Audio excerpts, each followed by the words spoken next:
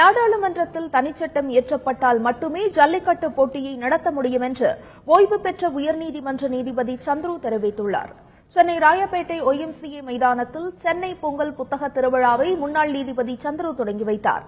அப்போது பேசிய அவர், ஜல்லிக்கட்டுக்கு மத்திய அரசு அனுமதி வழங்கி அரசாணை வெளியிட்டது தேர்தலுக்காகத்தான் என்றார். முறைப்படி ஜல்லிக்கட்டு போட்டியை தொடர்ந்து நடத்த வேண்டுமெனில் மத்திய அரசு நாடாளுமன்றத்தில் தனிச்சட்டம் இயற்ற வேண்டும் என்று யோசனை தெரிவித்தார்.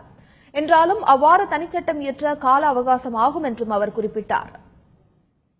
சிலர் சொல்கிறார்கள் அவசர சட்டத்தை மாநில அரசாங்கம் போடலாம் என்று. அது போட முடியாது. ஏனென்றால் 2009 வருடம் அவர்கள் கொண்டு வந்த ஜல்லிக்கட்டு ஒழுங்குமுறை சட்டம் சுப்ரீம் கோர்ட்டால் தடை செய்யப்பட்டிருக்கிறது.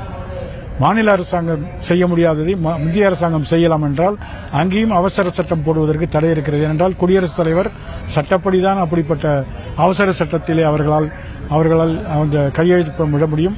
அவர்களும் சட்ட அறிஞர்களை கலந்தாலோசித்த பிறகுதான் அப்படிப்பட்ட கையெழுத்து விடுவார்கள். ஆகவே முறையான வழி நாடாளுமன்றத்தில் மிருகவதை தடை சட்டத்திற்கு அப்பாற்பட்டு ஒரு விசேஷமான சட்டம் பல்வேறு சட்ட பாதுகாப்புடன் கொண்டு வருவதற்கான வாய்ப்பு இருக்கிறது.